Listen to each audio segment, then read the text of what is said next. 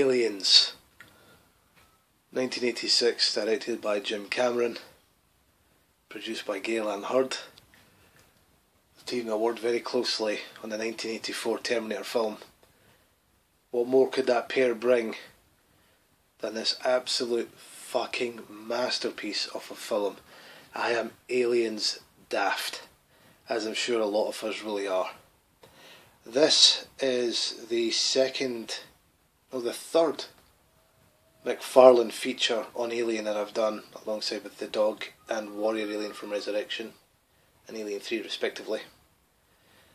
This is the adly titled McFarlane Queen Hive box set. This was a piece that really I had been tracking down for a long time. We'll take a quick look. This just has so much detail to it going on.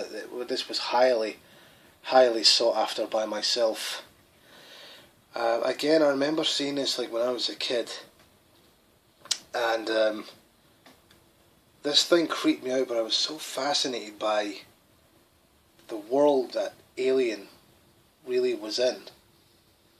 Sci-fi with a mixture of horror from 1979, and then it just turned into this explosive action piece that really turned the franchise around, and was the first time that we were given an appearance by the Queen. Now, I bought her on eBay, and the guy that sold me her sent me these pictures of her displayed in this pose. I know for a fact that she does stand upright, but I've tried fiddling about with it, and one of the legs almost feels like it's been super glued at one point, or it's had a bit of a patch job. She is complete, apart from the little chest burster, which is supposed to come out of this hapless victim here that a lot of people mistaked for Ripley. I just think it's someone who's basically just stuck to a fucking wall, and you can use your imagination as to who it could be. But this thing is really stuck in this sort of bent over sort of pose, but she is still absolutely stunning to look at, and massive as well. It's got a lot of scale to her. Main thing is that at least she was intact. You know, she wasn't broken. I've seen a lot of figures on eBay where the second set of arms were missing and stuff like that.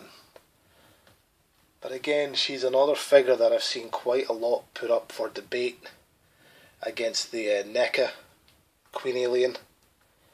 Like, NECA do great jobs, and I would even say that their Alien, of course, is going to be more advanced with articulation, and even the colour scheme is a lot better on the NECA version. I am not going to lie, NECA's is way more advanced.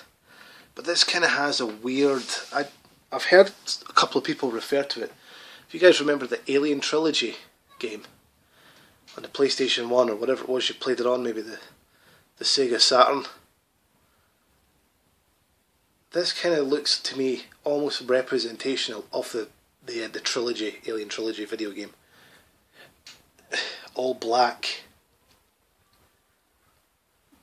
with just this incredible sort of scale to her. I was very pleased to have got this figure for under £40. I was able to cut a pretty sweet deal. We were in a bid with some other guy, but he gave up after like 35 quid.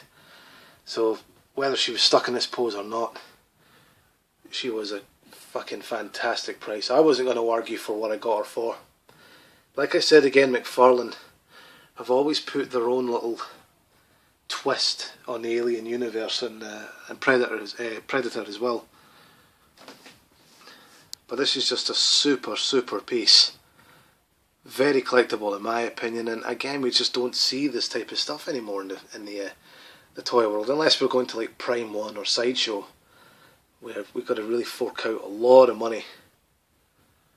But this, to me, this is why it's so beneficial to be a budget collector, because we're not going to get robbed for these wonderful pieces of work, and we appreciate it a lot more when someone else gives it up and it's in our possession.